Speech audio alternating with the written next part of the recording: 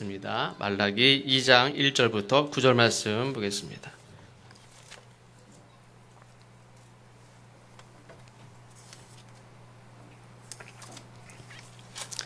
말라기 2장 1절부터 9절입니다. 한 절씩 교독하시고 마지막 절은 함께 봉독하겠습니다.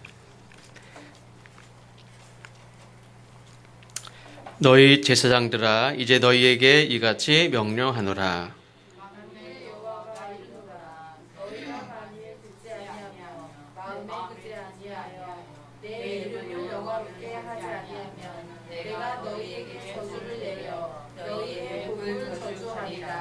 내가 이미 저주하였나니 이는 너희가 그것을 마음에 두지 아니하였으라.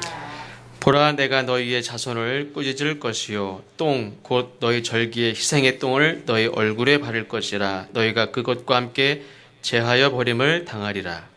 만군의 여호와가 이르노라. 내가 이 명령을 너희에게 내린 것은 레위와 세운 나의 언약이 항상 있게 하려 한 줄을 너희가 알리라. 레위와 세운 나의 언약은 생명과 평강의 언약이라. 내가 이것을 그에게 준 것은 그로 경외하게 하려 함이라.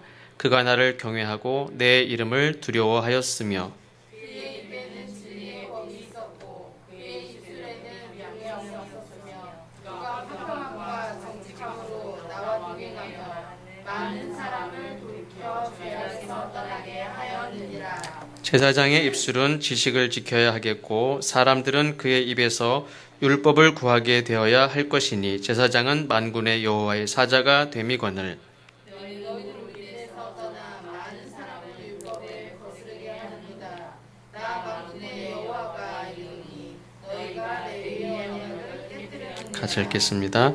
너희가 내 길을 지키지 아니하고 율법을 행할 때에 사람에게 치우치게 하였으므로 나도 너희로 하여금 모든 백성 앞에서 멸시와 천대를 당하게 하였느니라 하시니라. 아멘.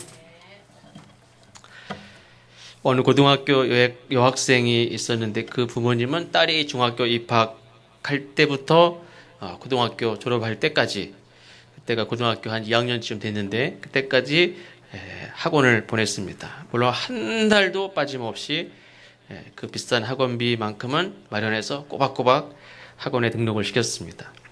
그런데 그 아이는 반에서 거의 몇 등일까요? 거의 꼴찌입니다. 거의 꼴찌. 중학교 1학년 때부터 학원을 한 번도 빠진 적이 없는데, 학교도 빠진 적이 없고 학원도 빠진 적이 없는데 그 반에서 거의 꼴찌입니다. 학원 가기는 매일 갑니다. 그런데 성적은 오르지 않습니다. 왜? 학원을 가는 거지 학원 가서 공부를 하는 건 아니죠. 학원을 그냥 가는 거, 공부하러 가는 게 아닙니다. 학원 가면 친구들도 있고, 학원 가면 중간에 나가서 뭐 사 먹고, 또 그래서 학원 가서 이렇게 얼굴만 찍고 그냥 나가서 놀기도 하고. 학원을 간다고 공부하는 거냐? 그렇지 않습니다. 말 그대로 학교도 마찬가지죠. 학교 가서 5교시를 하면 5교시 내내 자거나 5교시 내내 핸드폰을 보거나, 어떤 친구들은 가끔 이제 세이 고등학교 다닐 때, 중학교 때 이렇게 시험감독 가면은 시험 시작하자마자 5분 만에 자는 애들 있죠. 지금은 이제 같은 학년끼리 안 하고 3학년, 2학년, 아니면 1학년, 2학년 이렇게 섞어서 한 줄씩 하죠. 근데 축구하러 온 학생들도 얘기하는데 보니까 어떤 누나는 시작하자마자 자. 그런 걸 보면서 이제 잘하는 거예요. 그래서 어떤 친구는 자기는 공부 자기네 반에서 거의 끝에서 5번째 안에 든대요. 자기는 공부하고 이렇게 관심이 없대요. 그래서 이제 중학교 1학년 들어가서 인제 중간고사 보는데 뭐 공부를 이렇게 벌써부터 난 못한다 그러냐. 그냥 하는데 이제부터 조금씩 올라가면 돼. 한꺼번에 5등, 10등, 15등 막 올라가지 말고 1등씩만 올라가. 아직 충분해. 중간고사, 기말고사, 중간고사, 기말고사, 또 중간고사, 기말고사 했으니까 1등씩만 올라가면 3학년 졸업할 때 거의 5등 안에 들어간다. 확 올라가지 말고 조금씩만 1등씩만 올라가. 한 명씩만 이렇게 올라가도 많이 올라가는데 나 자기는 공부하고는 좀 관심이 없대요. 근데 학원 다녀요. 엄마가 학원을 보냅니다. 시험 보면은 시험 1분 만에 탁탁탁탁탁탁탁 찍고 그냥 딱 덮고 자요. 시험 시간도 자요. 학교도 거의 빠지지 않고, 그런데 성적은 오르지 않습니다. 그러니까 부모님이 얼마나 답답해하는지 몰라요. 열심히 회사 다녀가지고 학원비 꼭꼭 제일 먼저 학원을 등록시키는데 성적이 안 올라요. 돈도 쓰고 시간도 쓰는데 엄마가 원하는 그 바를 이루지 못합니다. 그런데 생각해보면 학생들만 그러냐? 그렇지 않아요. 교회도 그렇게 다니는 사람들이 있어요. 그렇죠? 교회에 헌금도 안 내고 점심만 먹고 가면 참 다행인데 헌금도 내고 사람들도 만나고 설교도 듣고 근데 신앙이 전혀 안 자라는 그리고 신앙이 자라는 거에 대해서도 별로 의욕도 없고 그냥 교회 다니는 거만으로도 내가 볼 때 참 기특해요. 그렇죠? 학교는 왜 다닙니까? 다 다니니까 다니는 사람이 사실 많습니다. 교회 왜 다니냐? 다 다니니까. 아마 대다수가 안 다니면 안 다닐 수도 있어요. 그리고 부모님 때부터 다녔으니까. 휴가로 오는 학생들 중에서도요, 몇 세기부터 다녔다고 얘기하는 애가 있어요. 부모님이 다 다니니까 다니고, 아니면 다른 사람들도 다 다니니까 다니고, 친구가 다니니까 다니고, 안 가는 것보다 나은 것 같아서 다니기도 하고, 교회를 아예 안 다녔으면 모르는데, 어떤 친구가 그랬어요. 지난주에 말씀드렸나요? 목사님 예배가 뭐예요? 이렇게. 얘는 교회 다녀본 적이 없는 애죠. 예배라는 말을 들어본 적이 없는데 예배 그러면 잘 몰라도 대충이라도 알 것 같은데 이 친구가 예배 드리고 왔다고 그러니까 목사님 예배가 뭐예요? 교회 가면 우리는 당연히 예배 드린다고 얘기하는데 쉽게 예배 드린다 그러면 다 교회 안 다니는 사람들은 다 알 것 같은데 모르는 애가 있어요.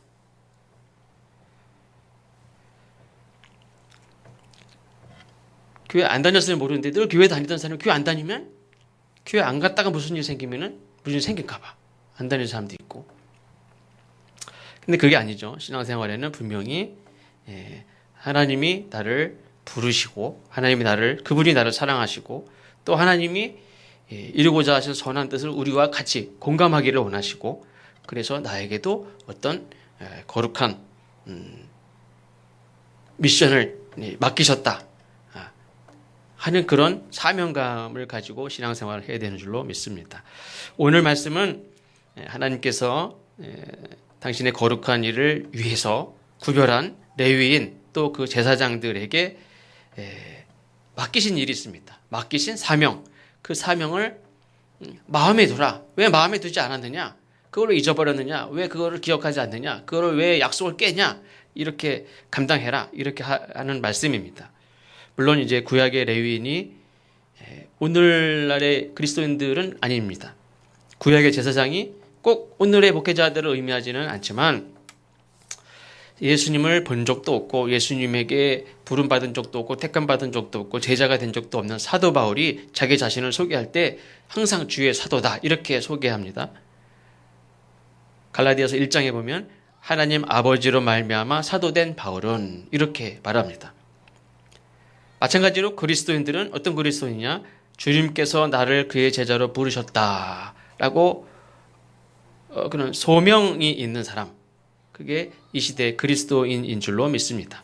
그냥 교회 다니는 사람이 아니라 아버지가 가자고 해서 다니거나 친구가 야 와 해서 온 거나 오늘 방방이 간대 그래 와 이래서 온 게 아니라 하나님이 나를 부르시는구나. 하나님이 나를 원하시는구나. 하나님이 주님의 제자가 되기를 원하시는구나. 주님이 베드로에게 내 양을 먹이라. 내 양을 먹여라. 이렇게 말씀하셨듯이 나에게도 그렇게 말씀하시는구나. 나에게도 그렇게 원하시는구나. 나에게도 그렇게 미션을 주시는구나. 이런 소명과 사명감을 가진 사람이 그리스도인인 줄로 믿습니다. 그냥 교인은 하고 그리스도인하고 다르죠. 교인은 그냥 교회에 1년 이상 다니기를 원해서 다녀서 그 교회에 들어온 사람. 교인일 수 있습니다. 물론 입교는 그리스도를 주로 고백하는 자에게 세례와 함께 입교를 하지만 그냥 교회만 다니는 사람은 교인이지 그리스도인이라고 할 수 없습니다. 어떤 사람은 목회자로, 어떤 사람은 교사로, 어떤 사람은 또 찬양하는 자로, 어떤 사람은 상담하는 자, 어떤 사람은 권면하는 자, 또 어떤 사람은 병든 자를 돌보고 치유하는 자. 이렇게 하나님이 나를 부르셨다. 나에게 또 그런 사명을 주셨다. 하는 그런 사명감과 확신을 가지고 있는 사람들이 분명히 있고 그냥 교회를 다니는 사람이 있습니다. 그래서 오늘날 교회 공동체에 여러 가지 직분이 있지만 그 직분들은 물론 교회의 전통 가운데에 법으로 만들어진 그런 직분들이긴 하지만 그것보다 앞서서 더 중요한 것은 하나님이 나를 부르셨다. 하나님이 나에게 원하시고 나를 부르셨고 나에게 이런 사명을 주셨고 또 그에 따른 확신을 가지고 사는 사람과 그리고 교회를 다니는 사람과 그냥 교회를 다니는 사람하고는 천지 차이입니다. 부르지도 않았는데 와서 있는 사람과 불러서 야, 꼭 와. 내가 할 말이 있어. 내가 너한테 그때 뭘 맡길 게 있어. 꼭 와. 약속을 받고 부름을 받고 그리고 와서 끝나면 나에게 미션을 받을 그리고 미션을 가지고 나가는 사람과 그냥 왔다가 그냥 가는 사람과 똑같습니까? 전혀 다르지.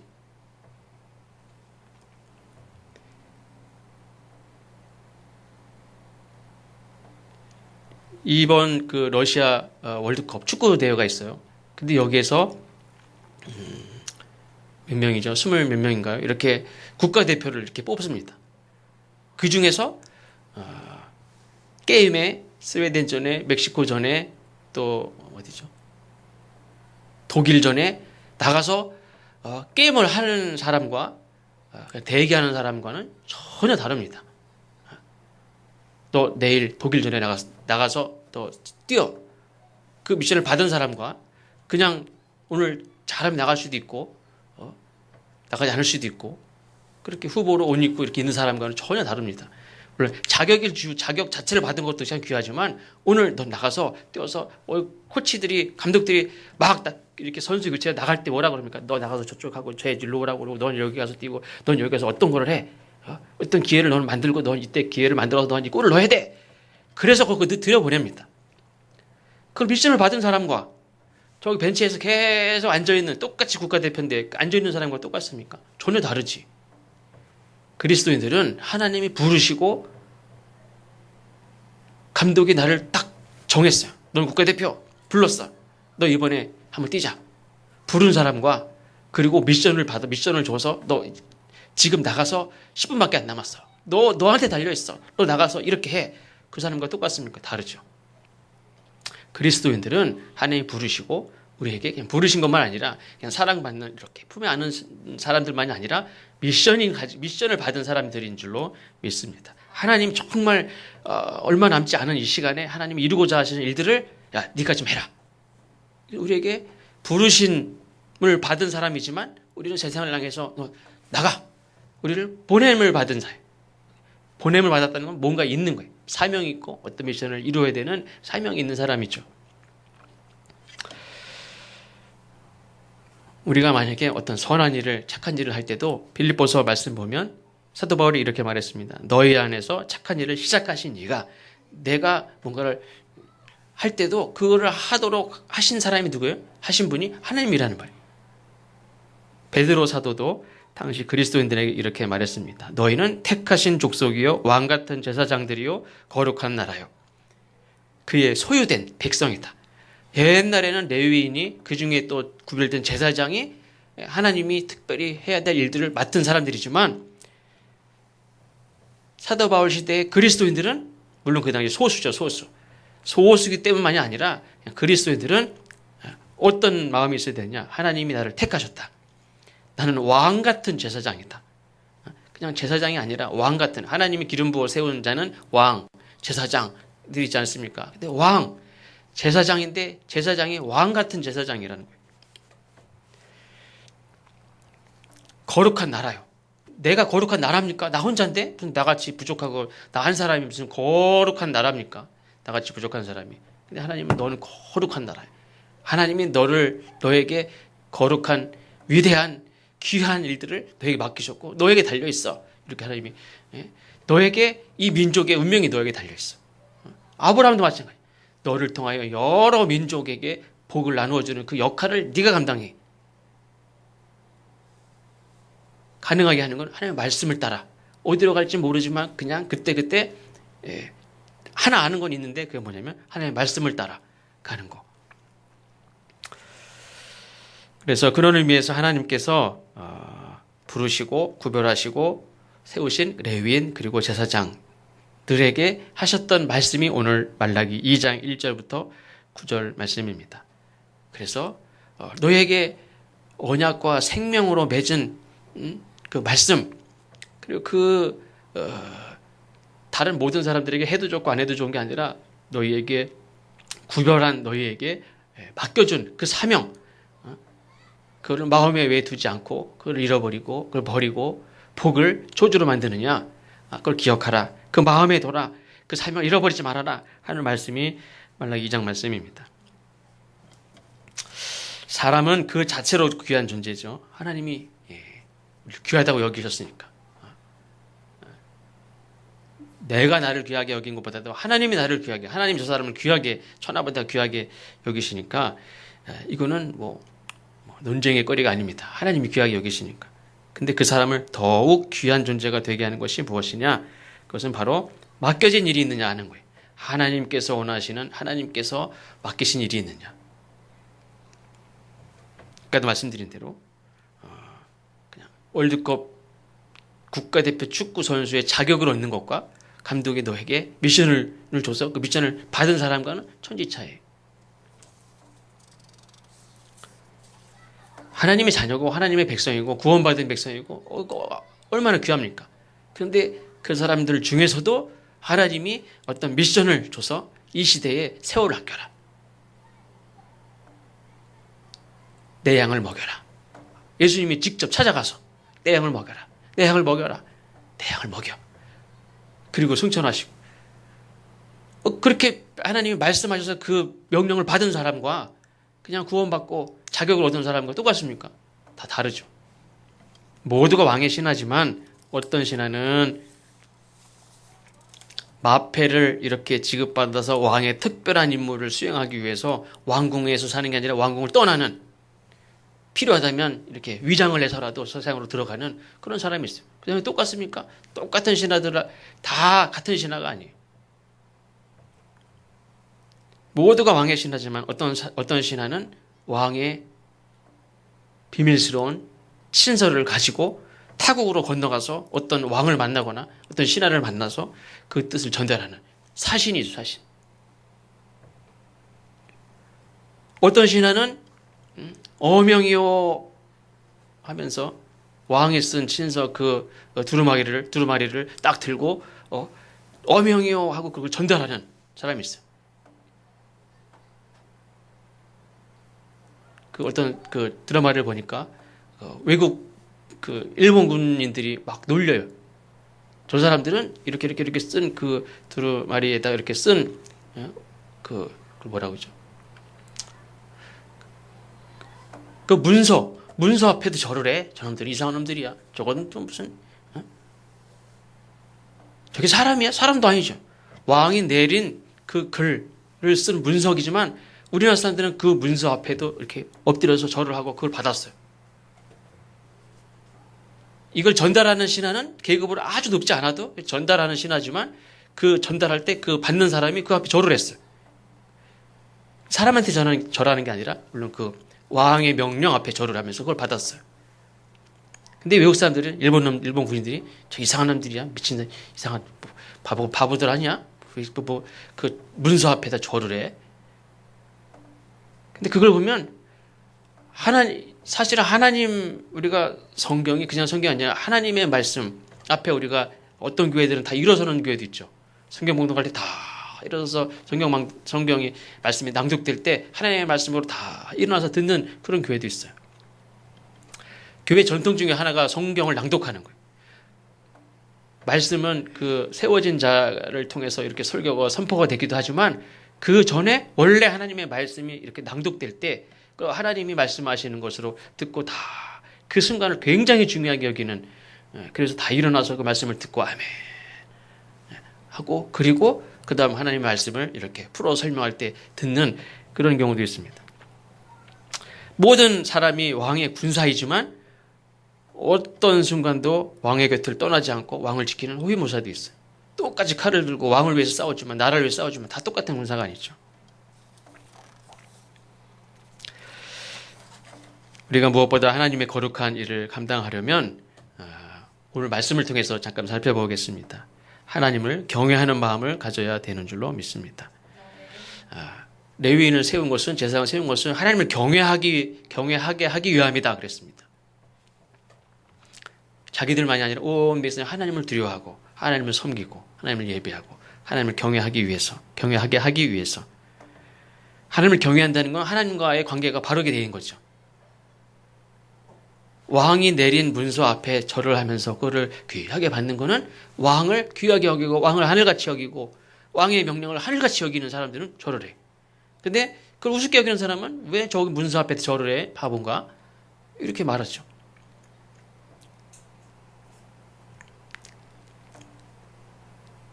복음서에 보면 주인을 무시하는 종들은 어떻게 합니까? 주인이 보내는 종들도 죽이고 주인이 보내는 아들도 죽입니다. 그리고 주인의 것을 가지려고 하죠. 아무리 우리가 예배를 1000번, 10,000번 드려도 하나님을 경외하지 않는 예배는 아까 그랬죠. 너희가 드리는 희생의 그 똥을 얼굴에 발라서 복을 저주가 되게 하신다고 그랬어요. 이 사람들이, 이스라엘 사람들이, 레위인들이, 제사장들이 제사를 안 드립니까? 매일 하는 게 제사예요.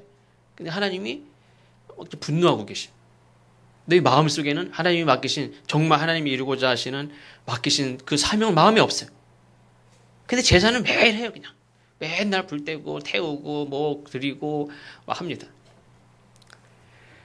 1000번 10,000번을 예배를 드려도 하나님을 경외하는 마음이 없는 것은 오히려 그게 복이 아니라 저주가 되는, 하나님을 분노하게 하는 것이 된다 하는 것입니다. 그래서 레위인의 첫 번째 사명은, 임무는 뭐냐면 자기 자신뿐만 아니라 온 백성이 하나님을 두려워하고 하나님을 정말 마음으로부터 하나님을 예배하게 하는 일들을 하게 하는 게 레위인들의, 제사장의 첫 번째 사명입니다. 두 번째는 레위인과 제사장은 어떤 사람이냐? 6절 말씀해 보니까 화평과 정직함으로 하나님과 동행하는 사람이다. 하나님과 뭐가 안 맞아. 하나님의 뜻과 내 뜻이 전혀 안 맞아. 그래가지고 그냥 평행선을 걷는, 그냥 뭐 헤어질 수는 없고 그냥 가자, 이렇게 가는 존재가 아니라 화평과 정직함으로 하나님과 동행하는, 우리 경건한 삶이라는 게 뭐냐? 화평과 정직함으로 하나님과 함께 살아가는 것이 경건한 삶이다 하는 생각을 갖습니다. 경건은 그냥 이렇게 혼자 이렇게 묵상하고 면벽 10년이면 도를 이렇게 깨닫는다는 말도 있어요. 옛날에 벽만 보고 10년 동안 이렇게 묵상을 해서 도를 깨닫는데, 그게 경건이 아니라 하나님이 우리에게 원하시는 경건은 하나님과 화평과 정직함으로 하나님과 함께 살아가는 거예요. 그냥 혼자 도 닦는 게 아니에요. 하나님과 마음을 같이 하고 하나님과 뜻을 같이 하고 하나님과 일을 같이 하고 하나님과 함께 먹고 하나님과 같이 웃고 하나님과 함께 슬퍼하고 하나님의 뜻을 이루기 위해서 함께 마음을 모으고. 그래서 경건한 사람은 어떤 사람이 경건한 사람이냐? 예복을 입은 사람이 경건한 사람이 아니라 하나님과 실제 하나님과 함께 일을 하고 함께 땀을 흘리고 하나님과 마음을 공유하고 함께 살아가는, 하나님과 화목하고 정직함으로 하나님과 함께 사는 것, 그것이 경건인 줄로 믿습니다. 성경 말씀에도 있죠. 경건의 모양만 잊지 말고 실제 경건한 사람이 되라고 그랬습니다. 세 번째는 많은 사람을 죄에서 떠나게 하는 삶을 사는 게 레위인과 제사장의 사명입니다.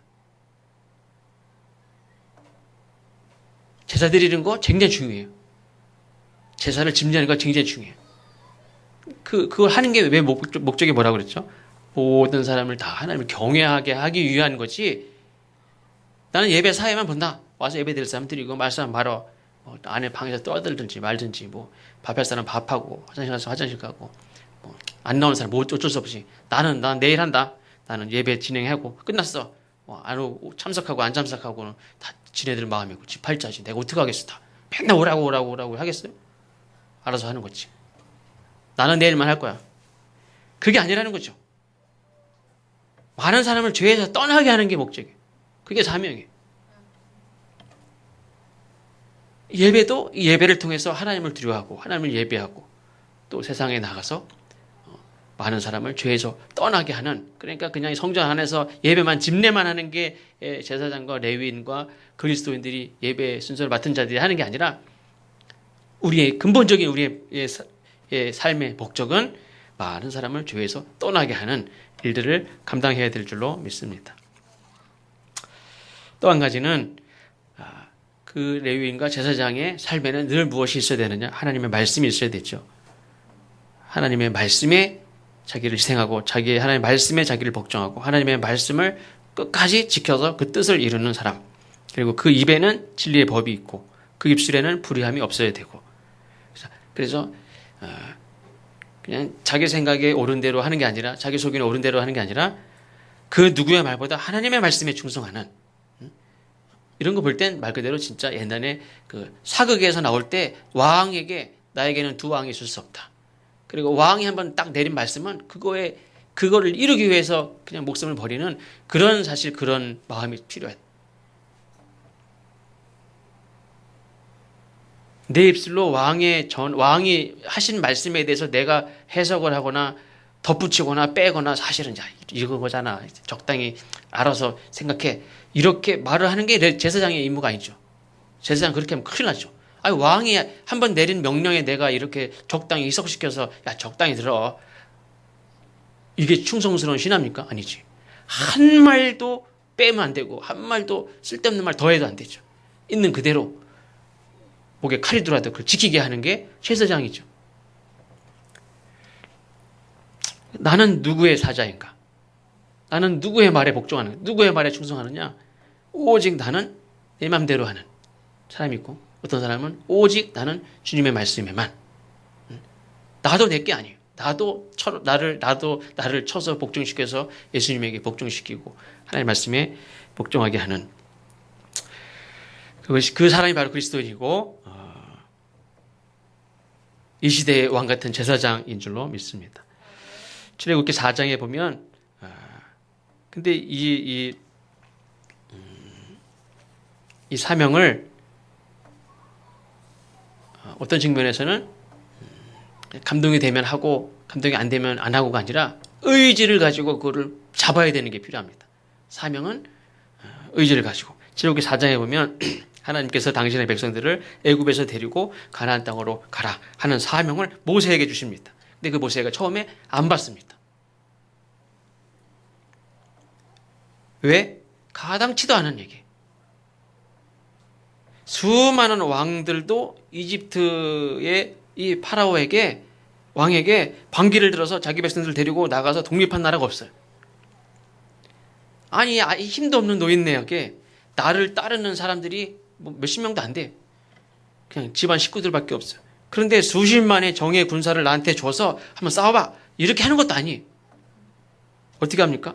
그냥 나보고 왕을 직접 만나서 단판을 줘서 데리고 나오래. 말도 안 되죠.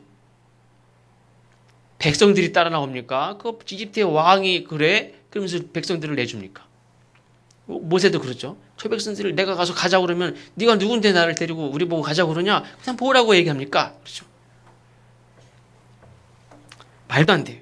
그 왕이 들을 리도 없고 그냥 죽으려고 미친놈인가? 이게 그렇게 생각하죠. 마치 죽으려고 작정한 사람 같았습니다.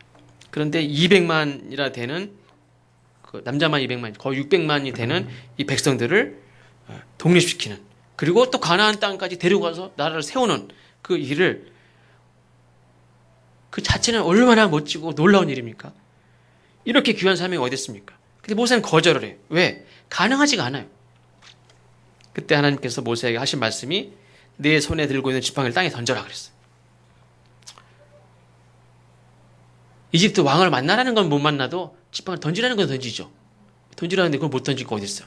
던지면 되지. 던지니까 뱀이 됐습니다. 지팡이를 던지라는 건 쉬운데 뱀이 된 거를 잡으라는 거는 그 뱀을 잡으래. 근데 어디를 잡으라고 그랬죠? 꼬리를 잡으라고 그랬죠. 꼬리를 잡으면 거의 100번 다 물립니다. 뱀은 위험해도 모가지를 딱 잡아야 돼. 모가지를 딱 잡아야 그리고 이거를 막 이렇게 팔을 들들들 감아도 그 뱀이 뭐 아주 큰 뱀 아닌 구렁이 큰 사람을 칭칭 감는 뱀 아닌 이상은 모가지를 딱 잡으면 잡히죠. 꼬리를 잡으면 딱 잡는 순간에 탁 물죠. 지팡이를 던지라는 명령은 쉬운데 뱀의 꼬리를 잡으라는 거는 심하게 말하면 물리라는 거나 마찬가지야. 나보고 물리라는 거예요? 뭐 이렇게 뱀을 왜 꼬리를 잡으래? 막대기를 딱 누르고 뭐가를 잡으려면 잡는데 꼬리를 잡으래. 그럼 물리라는 소리. 근데 모세는 용기를 내서 뱀의 꼬리를 잡아요. 그랬더니 뱀이 확 무는 게 아니라 지팡이가 됐어요. 원래 그 지팡이는 모세의 지팡이는 하나님이 홍해를 건널 때 특별히 새로 만든 지팡이를 신령한 지팡이를 만들어서 줬느냐? 아니죠. 있던 지팡이. 양을 치기 위해 필요했던 지팡이. 양을 돌보는 필요한 그 작은 사명. 근데 어떻게 보면 그것도 팽개치면 어떻게 됩니까? 오히려 위험에 처해도 자기를 지키지 못하고 양을 돌볼 수도 없게 돼.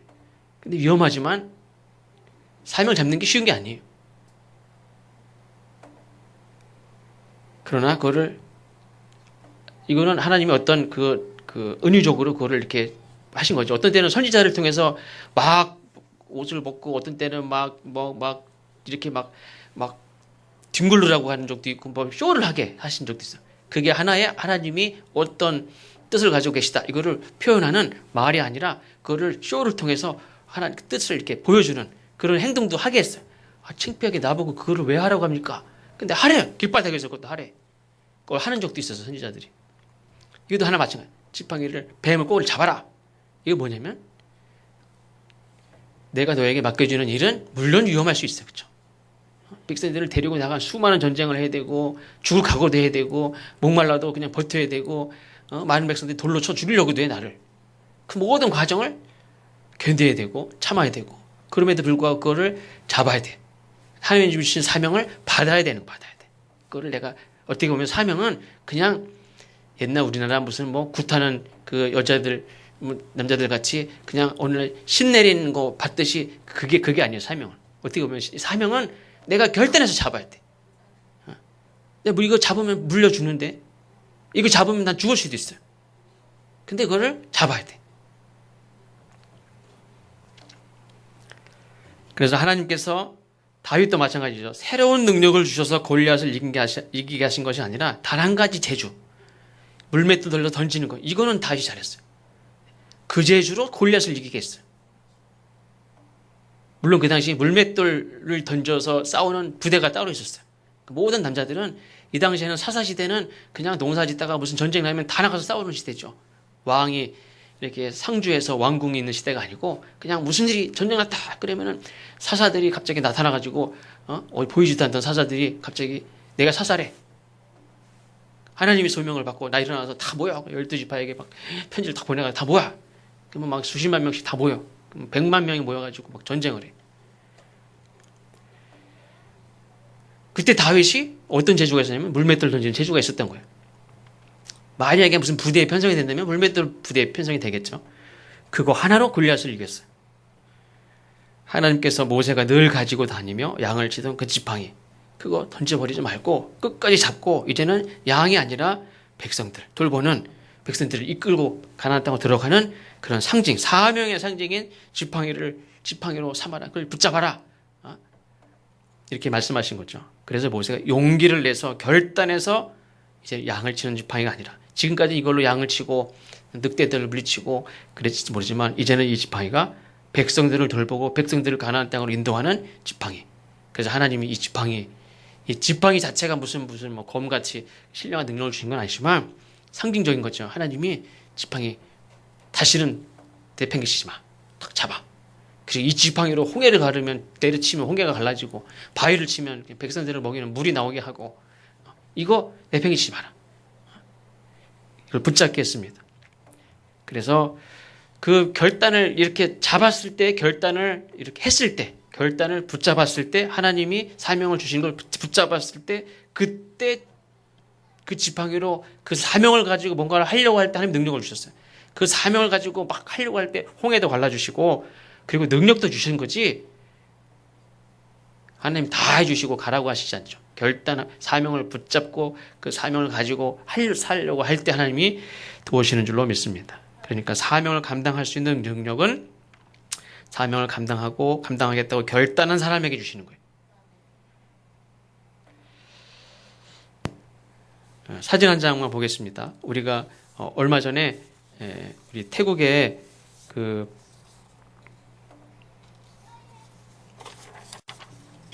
어떤 동굴에 그 유소년 축구 선수들이 이렇게 놀러 갔다가 자전거 타고 놀러 갔다가 막 비가 오면서 동굴 안에 물이 차면서 꽉 차서 못 나온, 거기 갇혀서 있는데 어디에 가서 있는지도 모르고 막 그랬다가 나중에 영국의 어떤 많은 사람들이, 물론 이렇게 구조대원들이 왔지만 영국의 어떤 동굴 탐험 하는 사람들이 여기를 동굴로 들어가고 잠수하고 깜깜한 데를 들어가서 얘네들이 있는 걸 확인하고 다시 나와서 알려져서 있다는 것을 확인하고 그 다음에 구조 활동이 벌어졌죠.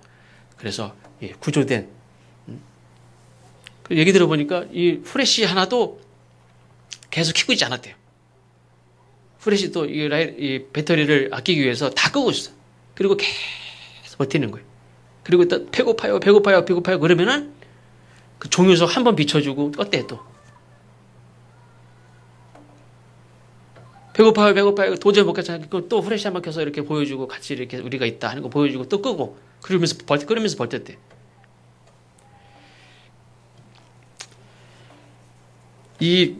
그곳에 파견된 탐험대원들은, 구조대원들은 동굴을 구경하러 온 사람들이 아니죠. 아이들을 구출하려고 분명한 미션을 가지고 온 사람들입니다. 오직 아이들을 구출해야 된다 하는 사명이 있으니까 현실적으로는 방법이 거의 없었습니다. 방법이 없으니까 어떻게 됩니까? 포기해야지. 방법이 없다고 포기하는 것이 아니라 어떻게든 이 사람들에게는 그냥 구출해내야 된다는 사명밖에 없어요. 방법이 없으면 방법을 만드는 거예요. 그리고 애를 써요. 머리를 모으고 방법을 찾고. 그러다 보니까 죽는 구조대원도 있었죠. 한 사람이 막 구조하러 들어갔던 어떤 사람이 산청 부족해서 죽기도 했어요.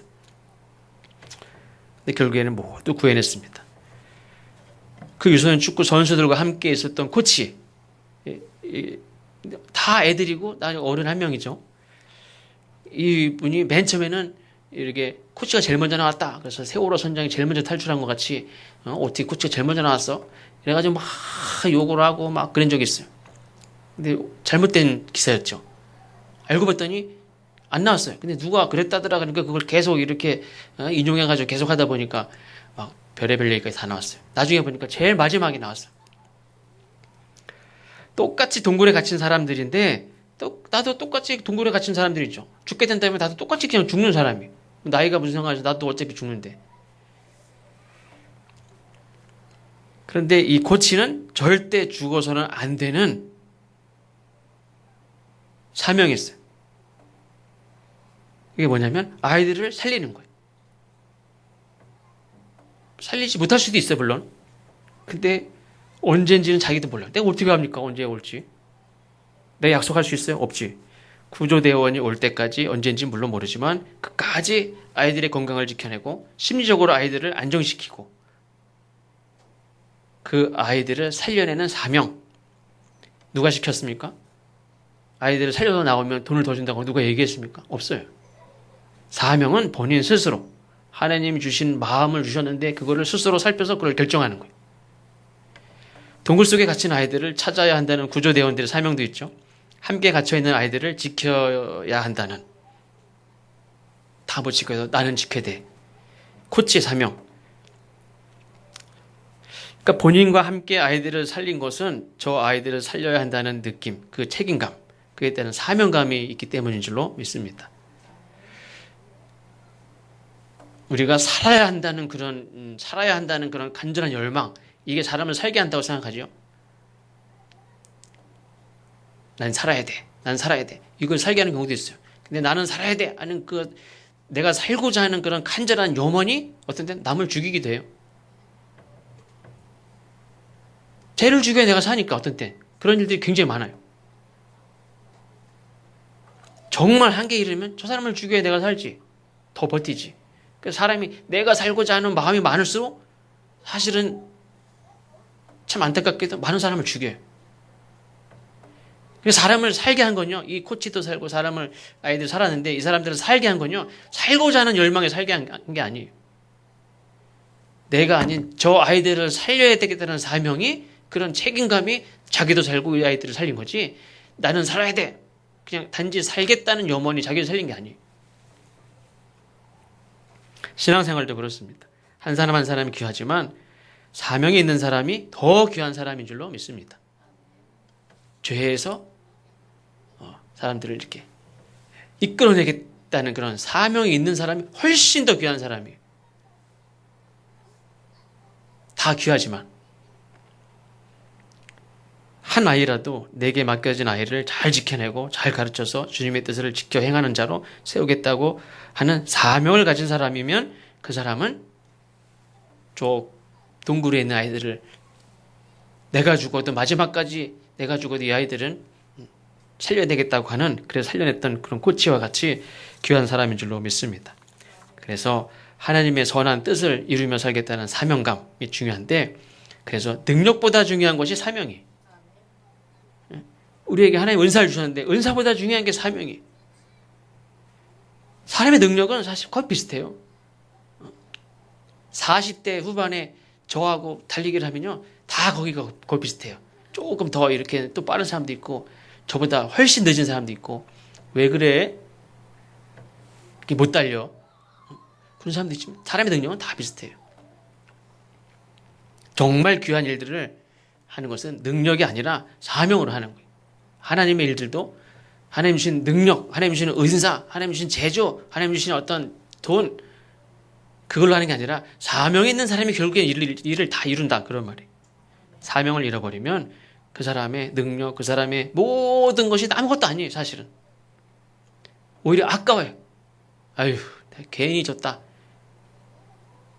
그 모든 게 다 아까워요, 오히려. 근데 사명을 갖는 순간은 그 사람 최고의 사람인 거예요. 어떤 의미에서는 우리가 사명을 결단하고 붙잡고 가져야 될 줄로 믿습니다. 어떻게? 용기를 내서.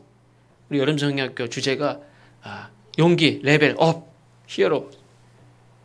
히어로즈가 우리가 되는 것은 우리가 용기를 내서 하나님이 주신 사명을 붙잡을 때 우리가 하나님이 쓰시는 정말 히어로라고 말할 수 있는 그런 사람들이 되는 줄로 믿습니다. 아이들에게만 야, 용기 레벨 업 이렇게 말하지 말고 우리 모두가 하나님 주신 사명을 다 붙잡을 수 있는 어떤 사명이든지 사명을 가지고 살아가는 저와 여러분 되시기를 바랍니다. 기도하겠습니다. 하나님 감사합니다.